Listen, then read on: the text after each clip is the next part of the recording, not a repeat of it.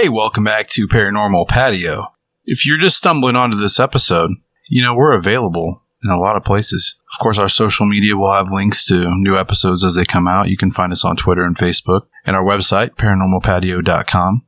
Our podcasts, in all of their glory, are available almost everywhere where podcasts are available. We're not on Apple. It's a personal decision. But everywhere else you can find us, especially Spotify. So if you haven't heard all of our episodes, go back, check out our library. Tonight, we're talking with Kyle Kadel of the International Paranormal Museum and Research Center in Somerset, Kentucky. Kyle is a part of the Pennyroyal Podcast project, and he was seen in Hellier Season 2, Episode 8, The Secret Commonwealth. We're going to talk to Kyle about the museum, of course, and all of his personal experiences with ghosts and UFOs and the other. It's a good episode. I enjoyed it a lot. Make sure you check out everything Kyle has to say at the end of the podcast, where you can find the museum and all that good stuff. So without further ado, let's get into the show.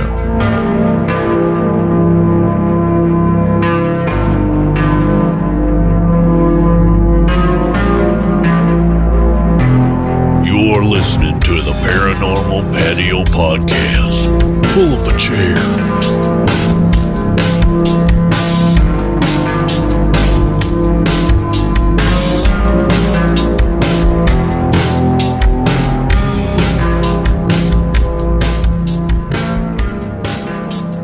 All right, welcome back to the Paranormal Patio. As always, I'm Jason. My guest tonight, Kyle Kadel, the International Paranormal Museum and Research Center in Somerset, Kentucky. Kyle, how are you doing, buddy? Oh, I'm doing pretty good, Jason. How about yourself? Man, I'm doing good. My family's still safe from the Ronas, as Adam Towler likes to call it. So, we're doing good. Still able to work and, make that cash and all that good stuff. How are things in Somerset? They're going well. Right now, the virus is not too bad, and this past week, we've actually had some pretty decent traffic at the museum, so things are looking pretty good in 2021 so far in Somerset, Kentucky. Don't say it too loud. Yeah, right? Not kind of wood. There's a lot of year left to go, and after this past year, man, I'm afraid that the bottom is going to fall out like every single day. I know. Trying to move past it and just, live life a day at a time. Exactly. Yeah, I just say most of the time that, of course, this year's going to be better than the last, but it will probably be the best year ever. Like, we'll have to make sure, but it'll probably be the best one ever. most likely, right? Yeah. You got to put out the positive vibe. Exactly. Right? Manifest that shit. Manifest it. Marco Visconti got onto me one time for, saying, I don't know, it could get any worse. And he's like, oh, don't ever say that. Yeah. Don't feed the egregore. Exactly. So let's talk about the museum. When did you get started with the museum and why? Yeah, absolutely. So really, me and my friends started ghost hunting probably in like about 2004, I'd say, 2005. And, it's because we live in a small town here. At the time, we didn't drink in high school or anything. And even if we did, we live in a dry county, so there's not much to do at all. But shows started coming out like, Ghost Hunters and different specials that Sci-Fi did. And sure enough, like living in a small town, we had nothing better to do, so we started ghost hunting. A few years into that, we started seeing different, like, weirder things on our ghost hunts. I remember a specific one where we actually saw a green UFO, that was over top of Highway 27, the main road that Somerset's built on.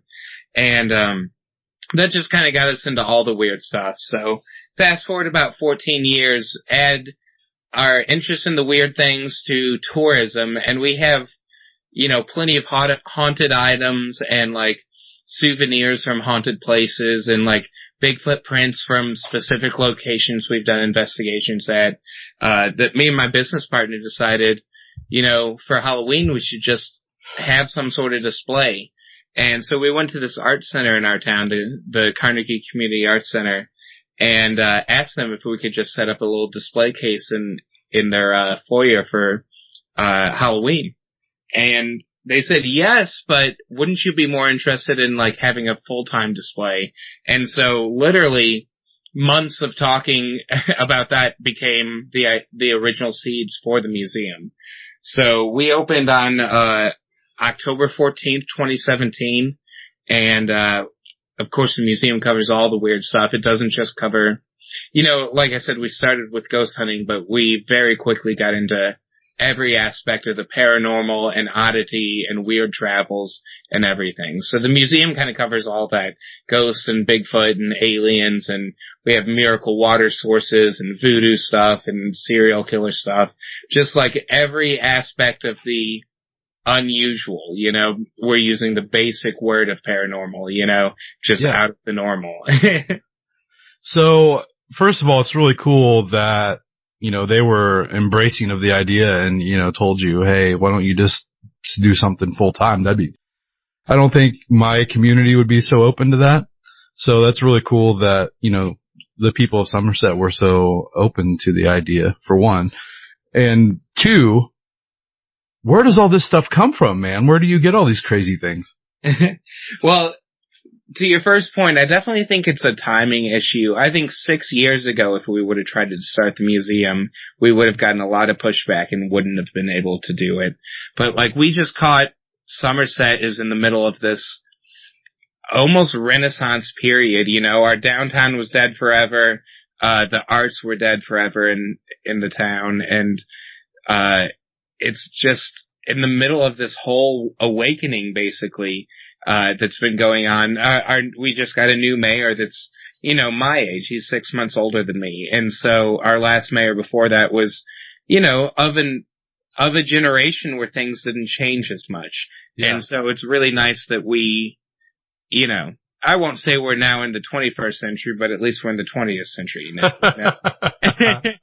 I can relate. We're still in the 17th century here. Yeah. If I wanted to open a corn museum, I'd probably be good. Yeah, so the beginnings of the museum were when we'd go on ghost hunts, we'd find a particularly haunted item. Like, for instance, we have a haunted mannequin in our museum that would move around at night at the store. And so the first things were just haunted items that these people did not want in their houses or businesses anymore. And so we took them off their hands. But it quickly kind of expanded into almost souvenirs at a lot of places, where there's definitely a heavy kitsch factor in the museum where we take things seriously, but then we also kind of poke fun at it. We have, Bluff Creek, California themed beers and different, alcoholic drinks and sodas and bags of chips and funny postcards and things from these areas. But then we also have several original Bigfoot castings done. We have a lot of amazing connections that we've made with people. Honestly, my favorite piece in the museum is this broken piece of concrete from the Silver Bridge in Point Pleasant, West Virginia. And that was donated by a fan at the museum that saw a YouTube video of us. So really, they come from all around now. I'd say donations are probably the biggest aspect of it now. That's really awesome about the piece of the Silver Bridge. That's really cool. Yeah, it's my favorite for sure. Yeah, and as far as the haunted mannequin goes, I couldn't help but flash to my childhood. And there was this show on Nickelodeon when I was probably 4 or 5 years old, and it was Today's Special is what it was called. And it was about these mannequins. When the store closed, they would come to life and they would interact with these puppets I think there was a mouse and a security guard puppet, but they were just actual people whenever the store closed. Yeah. This is kind of playing off of the mannequin movie, I think, a little bit, because if they went outside, then they would turn back into mannequins. Oh man. So let's go ahead and put that mannequin movie, Indian in the Cupboard / Night at the Museum. Yes, absolutely. Man, Indian in the Cupboard was the first jump scare movie I remember as a kid. The scene where the rat jumps out of the air duct, in the floor. Yeah, I literally jumped and screamed when we watched that in school in 2nd grade. I love that. Yeah. So, okay. Well, let's break down some more of the artifacts that you have in the museum. Give me like a virtual tour, I guess. Like, I'm walking in. What am I going to see? Yeah, absolutely. So we actually just completed a remodel last year during 2020. We closed in March because everything in the world or in the country closed in March, and we didn't know what was going to go on.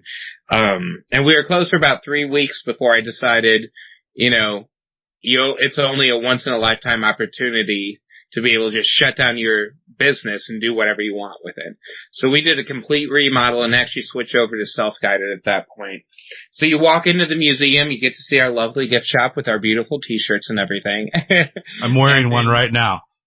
Excellent. I have the Kentucky Goblin shirt on. Oh, awesome. And that's my favorite piece that glows in the dark, so. Yes, I didn't even know that until, like, the last time I wore it. And I was like, oh, man. Also, side point, your t-shirts are fantastic. Like, the quality of the shirts are the best shirts I've ever bought.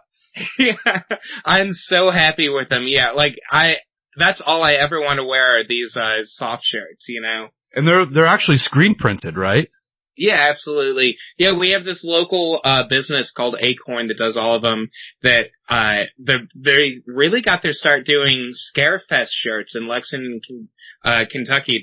The giant conference that goes on there. They do all of their merch, and it's so funny that that's yet another weirdo connection to Somerset, Yeah, but like I said, I have the Kentucky Goblin shirt and I have the Mothman shirt, and they're in heavy rotation, so props to you. Thank you. Yeah, in my closet as well. Nice. I'm so happy whenever that we find one with a tiny hole or something. It's like, sweet, I have another free t-shirt, Okay, so you come into the museum, you pick up one of these awesome shirts. Yeah. And then what? And then we actually just started with the remodel. You get this nice little admission card. When I'm working the front desk, I feel like I'm a conductor because you get an admission ticket and we, go ahead and punch a hole in it and then give it to you. And then it's all self-guided from there.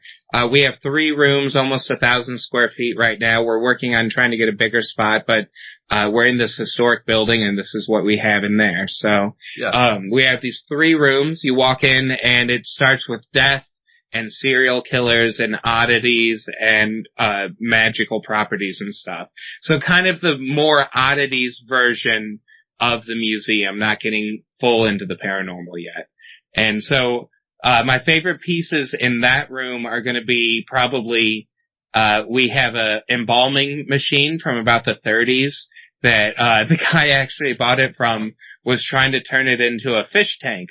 And he just couldn't get the seal right on it. So I was like, oh, let me take it off your hands. And then after that you'll see this casket that I have. It's actually from the 1860s. 1850s to 1860s, and was used in Tennessee. It's a viewing casket. No one was ever actually buried in it, but several Confederate soldiers had their funerals in it. And there's at the head of it, there's actually a little bit of blood still in the casket, which wow. I love, And then the other highlight in that room is probably the grossest thing that's in the museum. From a collector, I actually bought toenail clippings and beard clippings from Charles Manson. So, wow. Those are on display. Literally, when I went to his shop and saw those, I gagged, and I was like, "Well, I have to have these." So I don't want to be that guy, but you have proof that they're actually Charles Manson's? Yeah, absolutely. They came with a certificate of authenticity. I bought them from a collector, and the way that the collector got them was this woman that had correspondence with Charles Manson while he was in prison. And so I don't have any of her letters, but the collector that I bought them from had several of the letters of correspondence that were verified to be Charles Manson's. Wow. Yeah. That is grotesque. Yeah, it's pretty awesome. And then room 2 is actually our ghost and paranormal, like average ghost hunting room, where we have all of our equipment in it. Then we have several of our haunted and cursed objects, including the mannequin I mentioned, and a cursed leprechaun that we've had several people, even since he's joined the museum, we've had several people have issues with him where they've like mocked him or something in the museum and they've left and had either terrible dreams or a car wreck or something like that. I consider myself lucky because I bought him on a Tuesday, and everyone that's ever owned him has gotten very sick or had a car wreck or something. I bought him on a Tuesday, and my birthday was on a Thursday, and I got food poisoning for the first time in my life, and I was like in bed for 3 days, but that's pretty mild for what he's done to everyone else. Like, and I think it's because I tell him, like, hey man, we're buddies. Like, you just live in this museum. If you want something, I'll get it for you. But like, I'm not your owner. Like, it doesn't work that way with us, you know? Yeah. Does he have a disclaimer tag on him, like, don't mock the leprechaun? No, I kind of feel like if your first thought is to mock him, you kind of get what's coming to you, right? That's awesome. Yeah. And that room also has our library in it, which is, you know, I'm more nerdy than probably most people that come through the museum, so the library is probably my favorite part. We have, you know, 200 to 300 books and DVD and documentaries and stuff. And while people are at the museum, like, there's a nice chair, they can sit there and do as much research as they want. But a lot of it's my own personal my own personal library. So sometimes you'll even catch me in there reading it, you know. Yeah, we have a Goodreads account, and we have everything that's in our library in our Goodreads account. Nice. Yeah. It's we have an employee, she's like 17 right now, and she loves to organize the library and do our like social media and stuff. So like Goodreads was like her favorite thing in the world.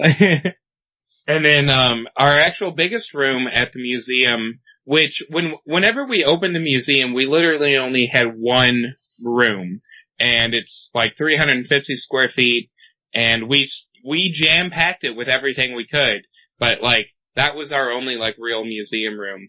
But like I said, luckily now we have the other two rooms. But now that main room has become the kind of cryptid room, cryptid monsters and aliens, and then like our Hellier and Pennyroyal stuff is in there too. And kind of the highlights in that room are, of course, the Mothman stuff. As I mentioned, we have that piece of the bridge. And then we have this 10-foot tall, or Bigfoot statue, that I really love that we just got during the remodel. And then, it rounds out with all the, like, we tried to do a lot of Kentucky local stuff, you know, so we have a big thing about the Hopkinsville Goblins and the Stanford, encounter, from 1976. And then, like I said, it rounds out with, us being in Hellier, of course, was an amazing thing. And, Greg and Dana were kind enough to donate several things to our display there. And then all of our Pennyroyal stuff with some quartz and coal from our mines and stuff that we've investigated. That's awesome. What did Greg and Dana donate? So they've given us, the coolest thing they probably gave us was a lantern that was used in season 1 of Hellier, that everyone from season 1 autographed it, and it's on display there. But other than that, they gave us a bunch. There's one of those beers that their friend made that was specifically for Hellier, the Hellier Hells, and then there's a season 2 press kit, and a few other things too that they donated, like a necklace and a fake newspaper that they had printed for the season 2 premiere and stuff like that. So that's cool. Yeah, they've been very kind about that all. I've always been really fascinated with the Mothman flap in Point Pleasant. That's always been one of my driving passions with paranormal stuff. Probably one of my earliest discoveries as, you know, a young teenager. And whenever I watched Hellier, and all of a sudden, like in the second episode, they tie this goblin thing to Indrid Cold and the Mothman story, like that blew my mind. Like that's when I was in. So I know you said you have a piece of the Silver Bridge. Do you have anything else from Point Pleasant? Yeah, we have several pieces. So, of course, that piece of the bridge is my absolute favorite, but we have a couple of the original, like, Point Pleasant Register newspaper articles, or newspapers that have articles about the bridge collapse.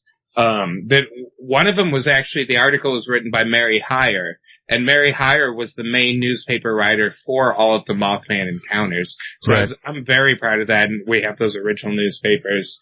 And on top of that, the only other original things I think we have on display there are, in 1971 or 2, there were some 7-inch, like, records printed that, I can't remember her name, Annie someone, that there's 2 sides to them, and one of them is a story about the Mason County Mothman, and it's a rhyming poem, like kind of a spoken word piece. And then the other side is the Curse of Chief Cornstalk, which of course is the famous Native American curse in the area that some people associate the Mothman sightings with.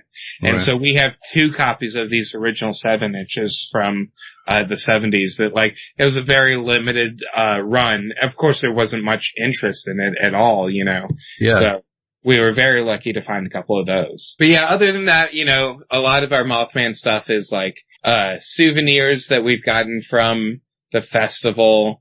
And we actually have a recreation, like a little model of the Mothman statue that sits in Point Pleasant. We bought it from the daughter of Bob Roach, who's the guy who created the statue. Obviously, I'm sure you just said you've been to the Mothman Festival. Have you been to the Mothman Museum? Yeah, absolutely. I've been to 3 incarnations of it now. It used to be at another spot than it is now. And then it moved to this new spot. And then just, in 2019, they did added a whole new display room. And I was lucky enough to go to that. Of course, it's better to go to the museum not during the festival, because during the festival, you'll wait in line for 3 hours to go to the museum. Sure. And then literally 362 days of the year, there's 0 line, and you're almost guaranteed to be alone or among 5 people in the museum. You know? Yeah. I imagine. Like, the crowd that shows up for the festival is tremendous. Yeah. So I have been trying to go to the Mothman Festival for like the last 10 years. Okay. Every year something comes up. So last year I was like, I don't care what it is. Like, I don't care if I have my leg cut off the day before, come hell or high water, I'm going. Yeah. You know, I had my hotel room booked. I had everything taken care of early, like February. And then everything went to hell. So I take a little, hit to my pride, you know, and I feel like I'm partially responsible for where we are right now. I challenged the universe. The universe answered the challenge, like, oh no, you're not going. Yeah. So this year, although internally I definitely plan to go if it happens, I am telling everyone no, I'm not going. Exactly, hedging your bets. Yes, I'm absolutely not going to go. It would be awful, and I don't want to have anything to do with it. Yeah. Yeah, I'm a little worried because last year, so downtown, right across from the Mothman Museum is the Lowe Hotel. And It's this historic hotel that's haunted, and it's the place to stay during the Mothman Festival. And of course, with it being the place to stay, it's ridiculously expensive. Sure. They probably make all of their money for the full year of all their bills just on those 3 days, you know? I bet, yeah. And so I never stayed there before 2018 or 2019 was the first year that I got to stay there, and it was incredible. And so for 2020, I had booked not only a room, but me and my friends all decided to go in on the suite that I had to pay to reserve it. I had to pay one night, and you're guaranteed, and you had to stay a minimum of 3 nights. And so I had to pay one night, and it was literally $600 for this suite. Wow. For one night to reserve it. And then coronavirus happened. So I'm going to pray that that $600 I paid will be good for next year, or for 2021 Mothman Festival. Well, I hope so. Yeah. I was going to stay across the river in Gallipolis because it's, it's cheaper and it's not that far. Much cheaper, yes. And I figured that it would probably be a bit of, a little respite of quiet for me, after being overstimulated all day at the festival. Right. So that was my plan. And I knew that the low would be probably either full or incredibly expensive. So. Usually both. Yeah, right. But like I said, I was planning this in February even, so I probably had a chance. Yeah. But, things happened. Some things did happen last year. They did. Have you been to Point Pleasant then besides the festival? Yeah, I've been I've been to the festival as a vendor every year since 2013, I believe was the first year as a vendor, up until it was canceled in 2020. But other than that, I've been to Point Pleasant twice, and the last time was in 2019 in the summer. We actually did this whole expedition with other people out to the TNT area where we got to, hang out and do some experiments in the domes, like the TNT domes and everything out there.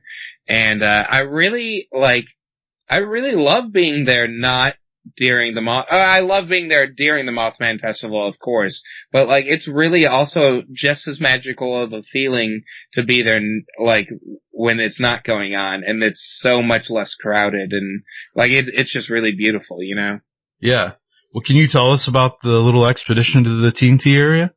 Yeah, my favorite part of it is, so the TNT area is also called the McClintock Wildlife Refuge or area, and it's all public land. These TNT domes were built during World War II to hold explosives and different things, and some of them are still rented out by private companies that are holding God knows what in them, but most of them now are just public and you can go in them and they're really graffitied and stuff. But they're these giant concrete domes that are also kind of built into the land, and it was really to preserve these chemicals or whatever that were kept in them.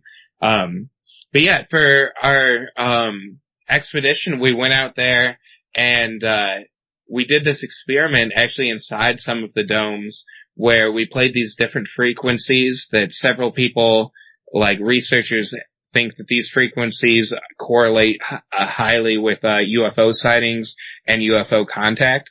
And so we just did this meditation experiment where about 8 of us sat in one of these concrete domes and we played a couple of the different UFO frequencies and meditated and tried to make something appear. Nothing physically did, but it was very a very strange experiment where we all had audio or auditory hallucinations and stuff like that. So that was pretty amazing. Yeah, I think a lot of people overlook everything else that was going on in Point Pleasant during the Mothman thing. I mean, Keel was there largely for the UFO sightings, right? Yeah, him and Mary Heyer, that newspaper writer that I mentioned, they had a spot in Gallipolis Ferry, which was just south of Point Pleasant in West Virginia. They had a hill that they would go to constantly, where they said that they almost every time they went, they saw UFOs. Right. And that's actually where John Keel developed his theory that the best time to see a UFO are Wednesday nights at 10 o'clock. Right. Yeah, that's, I think that's in the Mothman Prophecies book. I think that he brought that up. That or the Super Spectrum book. They're basically the same book. Yeah, pretty much. What I always found interesting are the little side stories that fall somewhere between Keel and the Mothman. There was the guy who saw the little men in the creek bed. Are you familiar with that story? I'm not sure. I think it might have been on the Eyes of the Mothman documentary, or maybe even the Small Town Monsters Mothman of Point Pleasant. I don't remember which one that I first found out about it. And it was this short little story about this guy who saw these lights in the creek bed, and he followed them one time and he saw these little men in this creek bed. It was like, I think right before the first Mothman sighting, or right around the beginning of it all. Yeah. So I love those little, like, oddities, you know? Yeah, well, and especially that most people attribute the first Mothman sightings to November 15th with the Scarberries and the Mallets. But, like, 3 days before that, I think it was in Parkersburg, a bunch of gravediggers saw what sounded like the Mothman as well, watching them dig a grave, you know? Yep. And then even Small Town Monsters released that documentary, The Mothman Legacy, which was like the third in their Mothman series. And tremendous. Yeah, it's incredible. It basically like says that, you know, after the Silver Bridge collapse, John Keel stopped going. Mary Hyre died shortly after that. There was no one left to collect the Mothman stories. That doesn't mean they stopped occurring, you know? Right, yeah. Okay, so stepping away from the Mothman stuff, you have had UFO experience, right? Yeah, I've had probably 2 or 3 of them now at this point. Do you care to share those stories? Yeah, of course. So the first one I mentioned a little bit ago that, you know, a couple years into ghost hunting, I was at downtown Somerset Cemetery here, on a ghost hunt, and we weren't getting a whole lot of response when we were asking for things to show itself. But then right behind us, our whole town's built on Highway 27. Right behind us, in the middle of that, we saw this bright green light that was, you know, I can't judge too well how high up it was. It was higher up than a helicopter, but lower than an airplane. And it just, you know, hovered and would travel north to south going over Highway 27 until the end of town, and then it would just immediately turn around, or not even, there wasn't a noticeable turnaround. The light just suddenly started going south instead of north, and then it would hit the south into town and then start going north again. And we watched this for about 15 minutes, and then in the middle of one of these travels, it just stopped and shot off west, and that just took about a second and a half, and we couldn't see it any longer. And so that was my first, like, good in-depth sight of what has to be called a UFO. Yeah. But I lived in eastern Kentucky for a while, and that was about 2012 to 2013. And in early 2013, we owned a bakery in eastern Kentucky, and about once a week I would go to our food distributor, which was about 2 hours north, but still in eastern Kentucky. And one time I was traveling back to our business. It was in a small town called Whitesburg.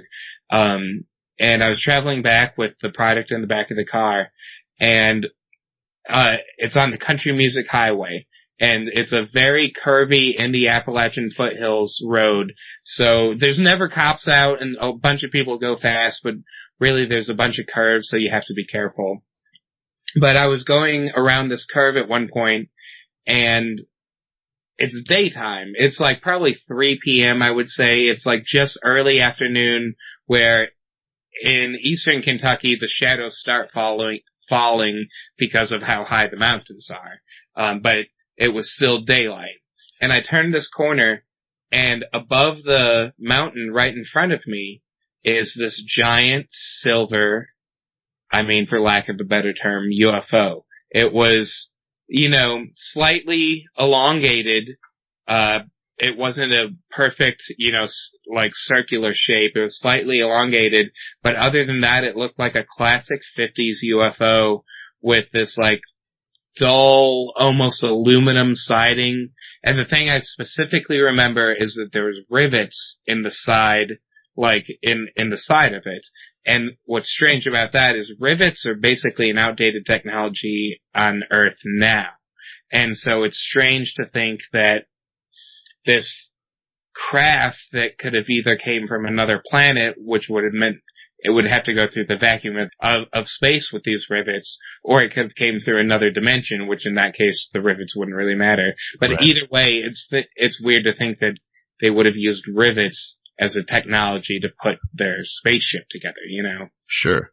But yeah, it was there. There was definitely a little glass dome on the top of it. I didn't see anything in it. And I stared at this craft for a long time. And, you know, you would have thought that I would have slammed on my brakes and, like, got out and taken a bunch of pictures of it. But I didn't. I just thought, oh, this is kind of weird. And, like, I was almost foggy. And then the road started to turn. I never even slowed down my car looking at this. And the road started to turn. And it turned enough to where the UFO was blocked by the top of my car in my window, like from my point of view. And as soon as it was blocked, I have no memory for about half an hour. The next memory I had was about a half an hour later. I was half an hour further down the road. And like is such thing as highway hypnosis, but in this half hour, there's so many curves. There's actually several stoplights that I had to have went through. And so it's not like I could have just completely blocked all of that out, you know? Right, yeah. So that's my most intense, like close-up sighting. But my last one I can tell you about was actually a little bit more fun. It was in Sedona, Arizona. I just got back from Sedona. I went there in November. And I paid to do this UFO tour where they gave all of us these night vision goggles that are military grade. They're Generation 3. They're so high tech. They're military grade, so you can't actually buy them in our country. You have to buy them in China. They're like $10,000 each, and like they're just super powerful.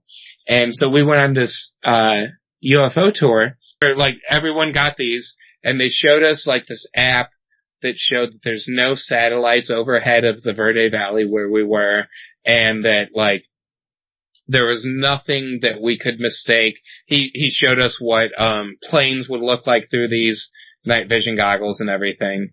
And we were only out there for an hour, and in that 1 hour, I saw no less than 40, what I have no other word for, than UFOs, unidentified flying objects. They were these glowing balls of light that were way above where planes fly. Like some of them were like on the very cusp of our atmosphere, some were in space even. And some of them were very bright, some of them were kind of dim, some of them basically like would fly in straight lines, some of them would kind of zigzag, some were very fast, some were slow, some would like meet in the sky where there's 3 different lights that all like converge at one single spot, and then some would like be one bright light that would split off into other lights. And we were out there in Sedona for literally 1 hour, and I saw about 40 of these things. And what really sells those as being something not natural, but like very consistent, is that there's several Native American petroglyphs and pictographs in the Verde Valley where Sedona is, and there's several of them that depict these glowing balls of light exactly like what I saw on this UFO tour. So I felt like that was a very powerful thing to be able to experience, you know? Yeah. As far as UFOs go, I know you've kind of seen up close and personal and nuts and bolts type sighting, but where do you fall on the spectrum? Like, do you think that it is something interstellar, or do you think it's something interdimensional? Honestly, I would definitely say interdimensional much more than interstellar, even though the stories that they provide usually give a more interstellar explanation, you know, even with Indrid Cold. But I think a lot of those are much more interdimensional. Whenever you were talking about the nuts and bolts with the rivets and whatnot, I had a thought that, you know, it could have been, you know, there's a lot of suspicion, you know, of humans and the American government trying to rebuild and reverse engineer these craft. What if you slipped into a time distortion and you were actually seeing a craft that we had made, but from back, you know, 30, 40 years ago? Yeah, that's completely possible, you know, because the thing that really stood out to that, even while I was watching that craft, is that none of the other cars that were passing me or behind or in front of me were slowing down either. It was almost like, so I feel that like no one else saw it, or no one else comprehended seeing it, and whatever it had this, like, forget signal that it was beaming out to everyone, so no one even, like, remembered seeing it, and it just 100% didn't work on me, Right. Because, like I said, my next memory was half an hour further down the road, but even all of that, I didn't remember until the next week when I was driving in that exact same area back from our food distributor. It took me a full week to even remember all of that, I got home and, like, completely forgot it, Yeah, it does happen, because it actually has happened to me. I always talk, whenever I have guests on the show, about how nothing happens here, like where I live. Yeah. But the more and more I'm doing this, the more I realize I'm lying. Because just a couple weeks ago, I remembered that I had seen a really big, bright red light cross the road not far from where I work as I was going to work. It's been about, I don't know, a year and 3 months or so ago that I saw this. And I actually drove past, like, my turnoff to go see if I could see it. I mean, it was huge, absolutely enormous, and it didn't make sense. And I was thinking, like, the only thing I could think of was, like, man, someone's flying a drone or something. Those lights are really bright, but by the time I got there, there was nothing. And then, like, I probably told somebody about it that night, but I totally just forgot about it, and then a couple weeks ago, I remembered, hey, I saw that UFO that time, across the road. So it's a thing that happens. You definitely, these weird things just don't seem to take hold, in your thought process at all. Yeah, exactly. And yeah, especially me, I didn't own the museum at the time, but I was still heavily involved in paranormal and stuff.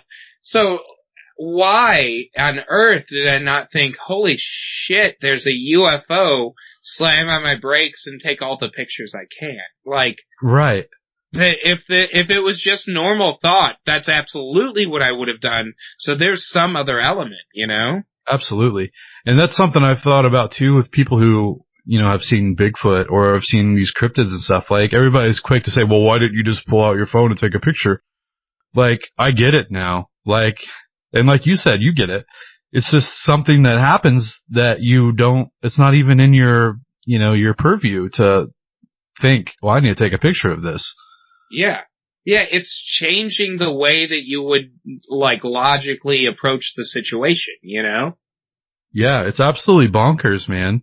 And it's like that with ghost stuff too. I'm sure there's a lot more, quote unquote evidence of, ghost sightings or sounds or, EVPs and stuff, but there's not as much in anything else. And I think that people really are not quick to jump on the bandwagon, so to speak, with ghosts. Like, there's a lot more skeptics than there are believers, especially like in places where I live, where it's really conservative and, it's just totally frowned upon to even talk about.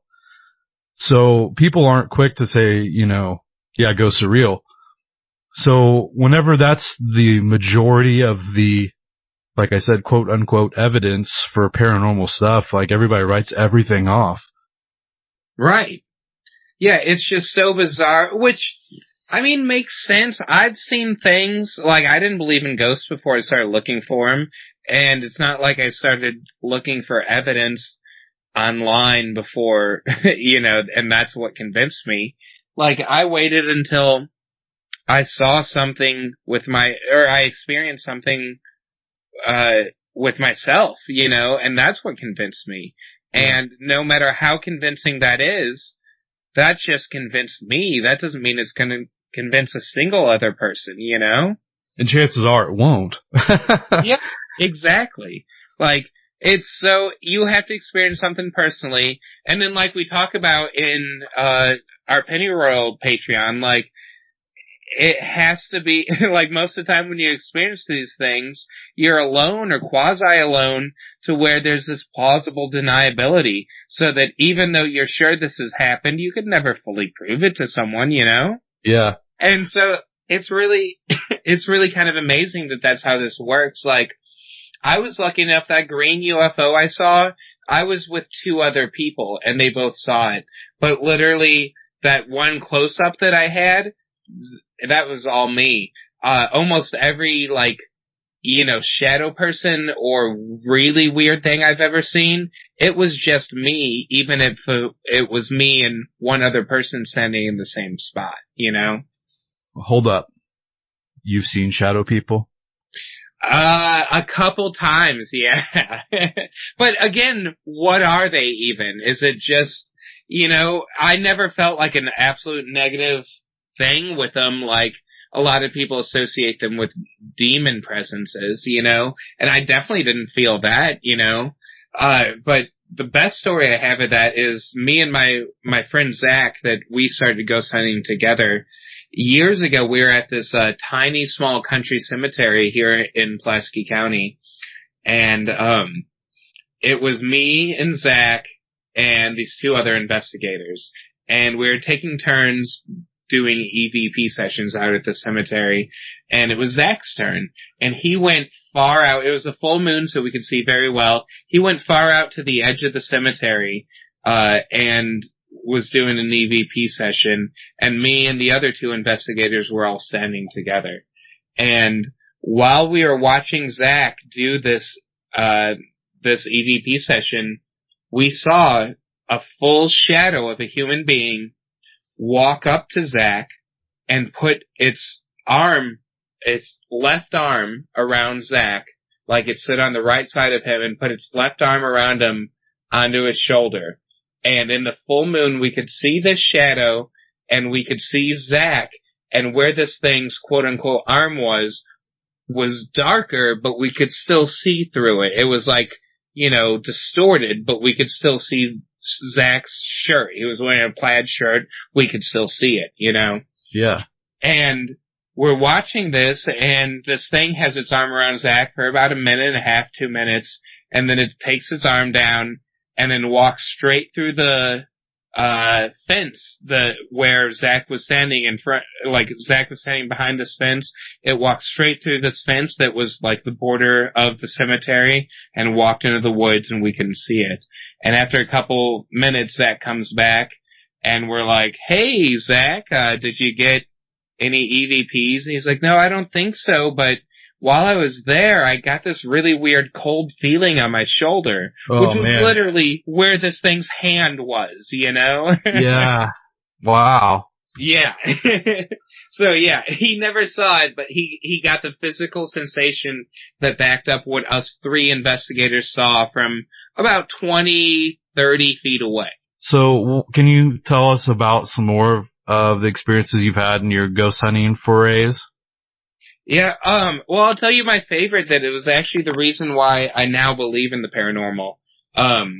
Me and this friend I mentioned, Zach, started ghost hunting because, like I said, there's nothing to do. We did it for about 3 to 4 months with some weird things happening, but, never found out too much.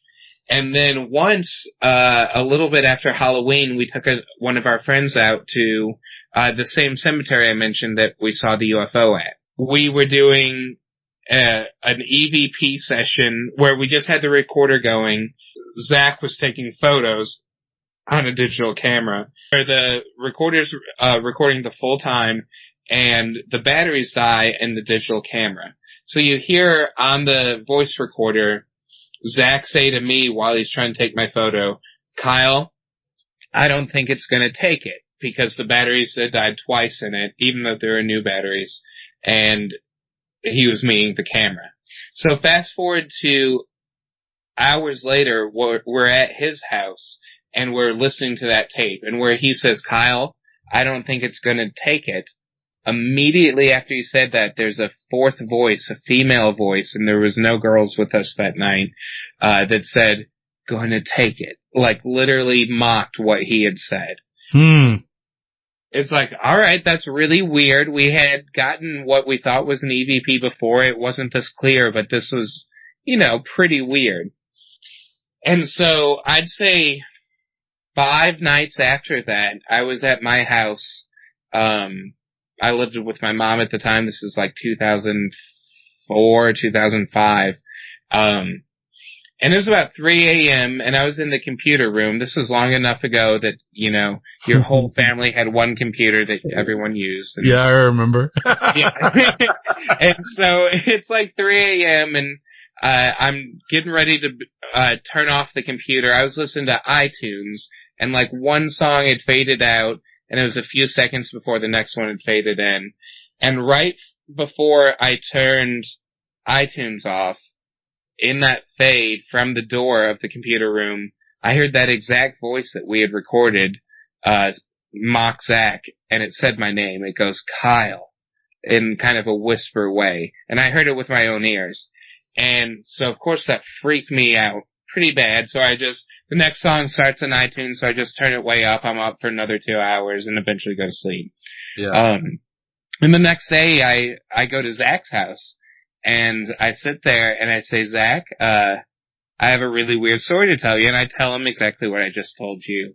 And instead of, you know, scoffing or like, oh, that's interesting, he just almost went pale.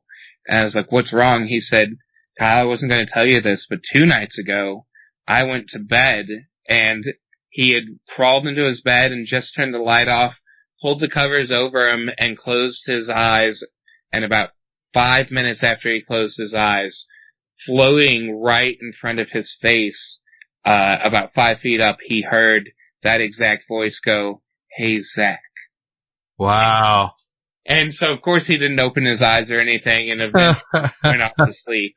So, yeah, we both heard this. We heard this voice on the tape, and then within a week, at our own homes, we heard it say our names. And so that was kind of the catalyst that made us decide, maybe this isn't all bullshit, you know? Yeah. So you definitely went into ghost hunting thinking it was all bullshit. Yeah, absolutely. Like, much like Fox Mulder, I wanted to believe I was a fan of X-Files and In Search of and Unsolved Mysteries, and Star Trek growing up. So I wanted to believe in all of this stuff, but I didn't, you know? I was open to it, but I was sure that everything we saw in sci-fi was crap and that no one had ever, like this, that it was all crap, you know?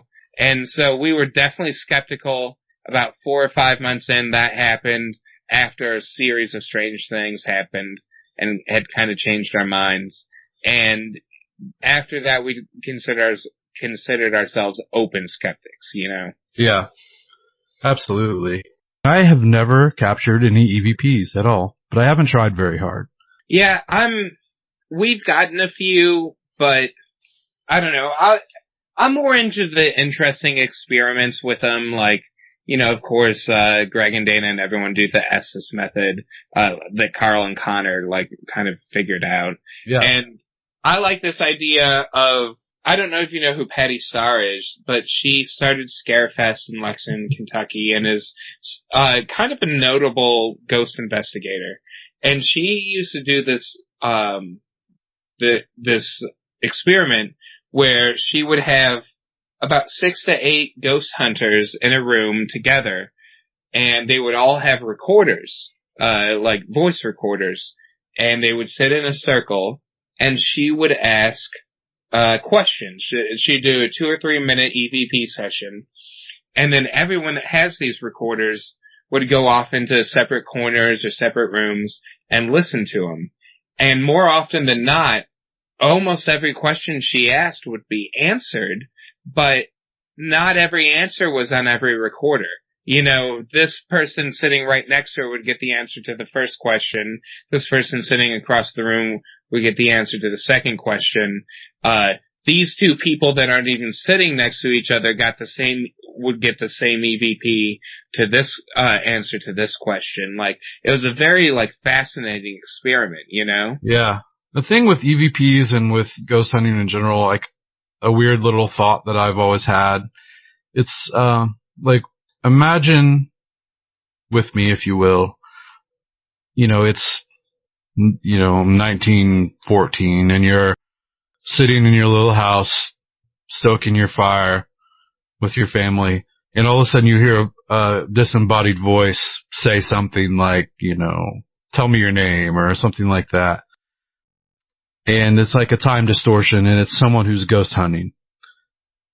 And then reverse that, and maybe sometimes, the universe is just right, like a wave of wind passes through time and just opens up a brief little portal, so to speak, and you get, a response.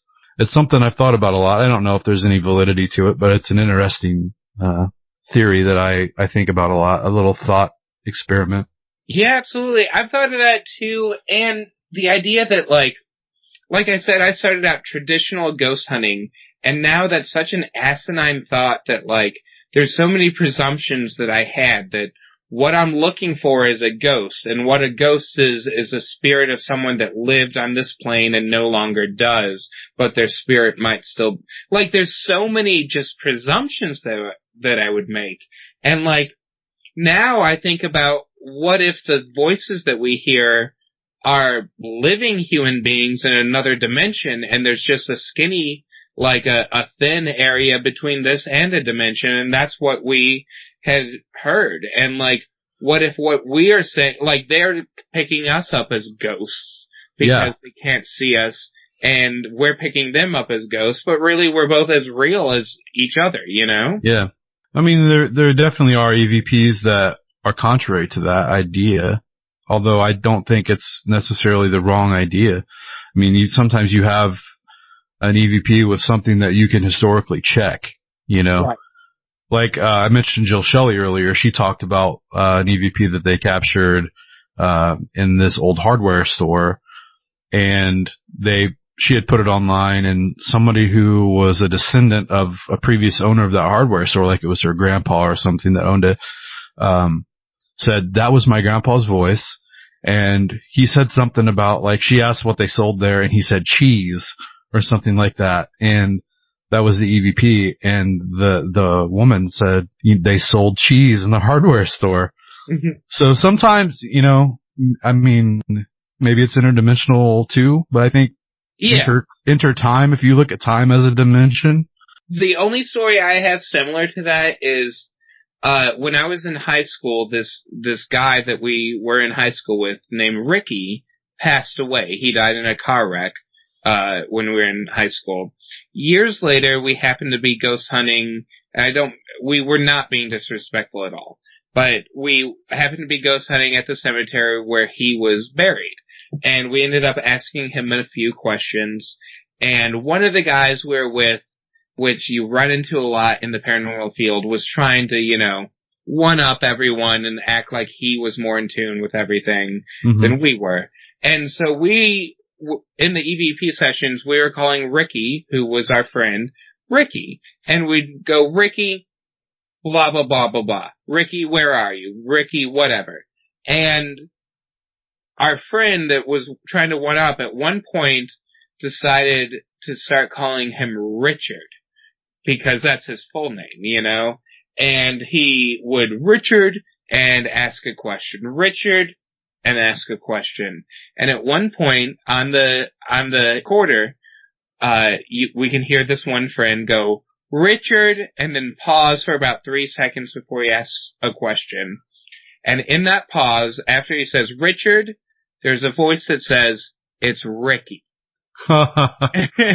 And one of our friends was on the soccer team with Ricky and swears that was his voice. And then we even went so far to ask Ricky's girlfriend at the time that he passed away, what do you think? And she started crying. She said, that is absolutely Ricky's voice, Yeah. So that's, it could be a combination of things. It could be what we're looking for. At that point, we were, putting our intention into trying to contact Ricky. So maybe that's what came through.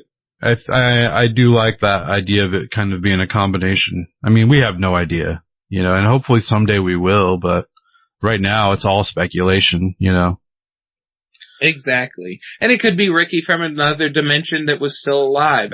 We just never. You never know. It's crazy. You could get in some really deep thought thinking about some of this stuff, man. Exactly. I love it. I love it. I love it so much. Okay, so we've talked about UFOs, we've talked about ghosts, and we've talked about the museum. Have you had any other paranormal stuff that doesn't fall into UFO ghost categories? Yeah, even at the time that I started the museum, like I said, we started out ghost hunting, like very by the book, quote unquote, ghost hunting, Yeah. And even by the time I had started the museum, I was completely over that. And I didn't know how to exactly express what I was interested in now. But now that we've done Pennyroyal and everything, I do know how to express it. And that it's just the idea of alternate realities and changing your realities. And everything we talk about, ghosts and Bigfoot and aliens and magic and everything like that is all just about like a difference of reality and channeling different realities, Yeah. And so I'm very much into that now. And like, I do see a lot of things like, I have a specific possible Bigfoot encounter here in Pulaski County with something that we've always called the Keno Monster. But like literally now seeing it through the lens of different realities, who knows what's going on, Like, yeah. I've definitely had time synchronicities and deja vu and all of these things that by themselves do not sound like a big idea or like a big deal. But if you put them together, like maybe they're spelling out some bigger like sign from an alternate reality or sign from my higher self or something, Yeah. It makes you wonder what the end game is. It's like obviously this phenomenon knows that we're interacting with it, but like what does it lead to? Exactly. Well, here, I'll give you a good example. You're of course, you've listened to Pennyroyal, of course. Absolutely. So Dan Dutton is an incredible human being that I had never known. And for your listeners that haven't listened to Pennyroyal, Dan Dutton's this artist that channels Pan and has done so many of these different things that have found real resonance with the paranormal, even though he's never done it through a paranormal lens. It's a really, like, an incredible phenomenon. But my perfect example is, so my museum is in a building called the Carnegie Community Arts Center. The Carnegie Community Arts Center is a building that was built, it was finished in 1913, 100 years ago, 108 years ago now, and was the first post office in Pulaski County. In 1967, it became the first library in Pulaski County to have a permanent home. And then in 2009, it became the Carnegie Community Arts Center. And when the library moved out, people had no idea what they were going to do with this building. And there was two people that adamantly proposed the idea of the Arts Center. And one of those two people that is basically the person that got it done is Dan Dutton. And Dan Dutton made sure that this building that has always been a hub to our community stayed a community building. And years after he did that, it became the home to the International Paranormal Museum. And the International Paranormal Museum was the reason that I got to know Greg and Dana Newkirk. And Greg and Dana Newkirk are working on this whole brilliant thing of Hellier and looking for connections. And they know me because of the museum and are finding things in Somerset and contact us. And then this whole Hellier mystery revolves around Pan. And who writes more about Pan than anyone in Kentucky but Dan Dutton? Yeah. So I didn't even know Dan Dutton at the time, but whatever put in motion him creating art about Pan also put in motion him creating the Carnegie Community Arts Center, which put in motion the ability for the International Paranormal Museum to exist, which put in motion for the Hellier connections to exist. And it's this whole incestuous, basically, circle that, like, no one could see these connections by themselves. one by one. Just once you take a step back and see the whole tapestry together, it's like, this is incredible, you know? And it's still going because of Greg and Dana visiting the museum. It really verified a lot of stuff that, you know, that Nathan and Darian were looking into that ended up becoming the Pennyroyal. Exactly. And what's that going to lead to? I mean, you know probably more than anyone, you know, what that's the next step of that. But then what happens after that? Yeah. You know? And it all, thank you, Dan Dutton. It's all. Yeah, exactly. And Dan even can pinpoint most of his inspiration back to one day, in the 70s.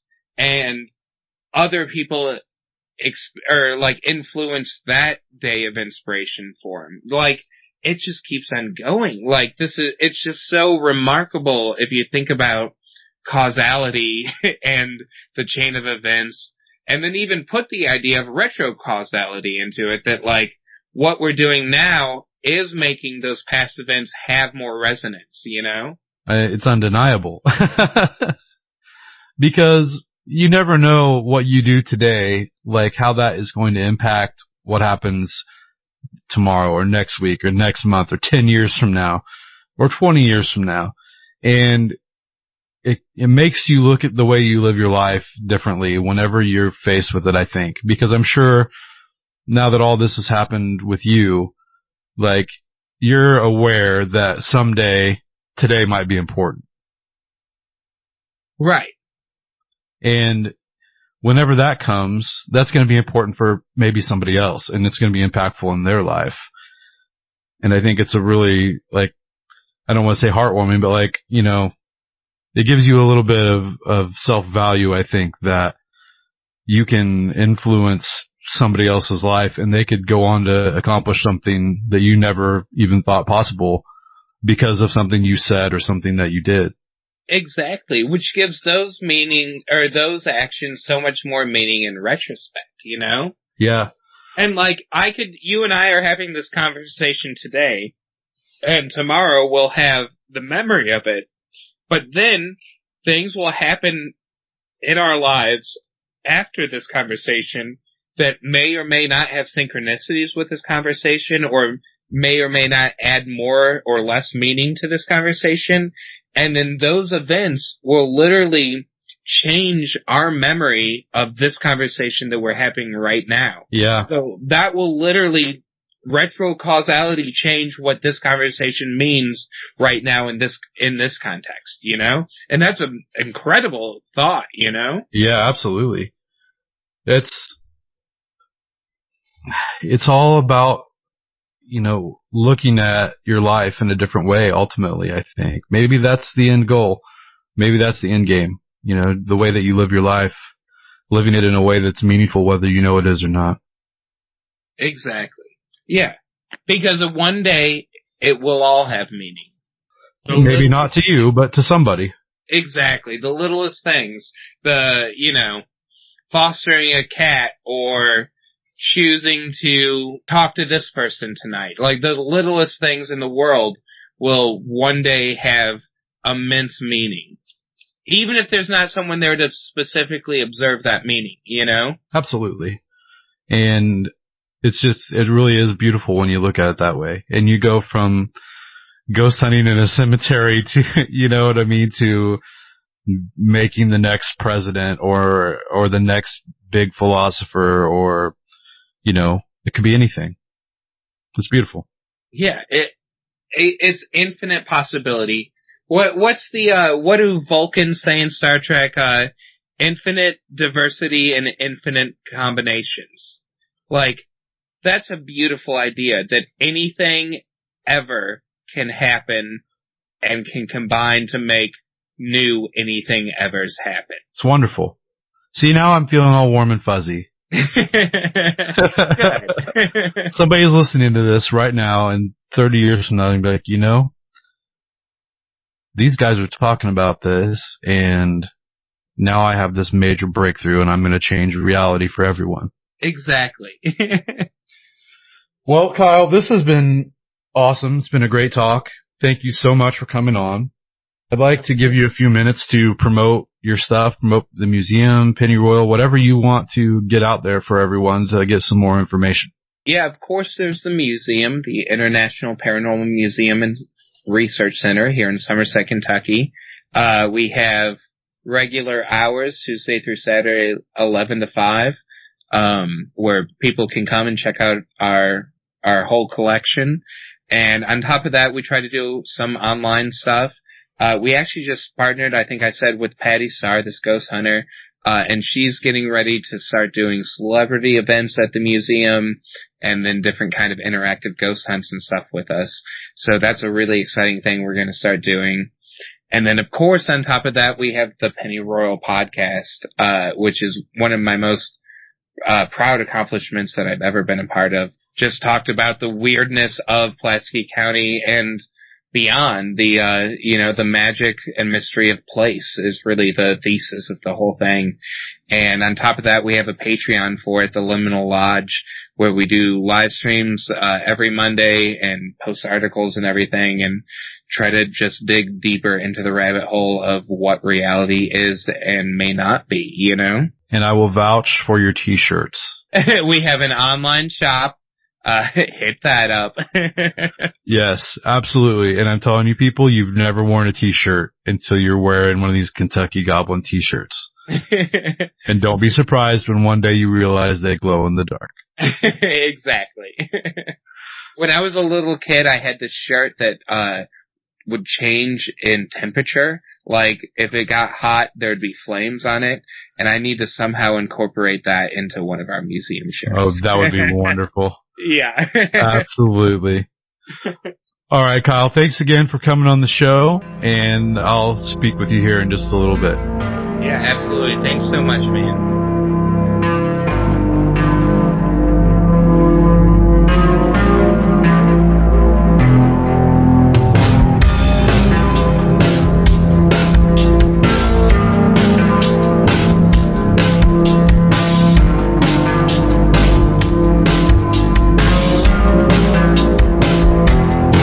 Until next time, keep the fire going.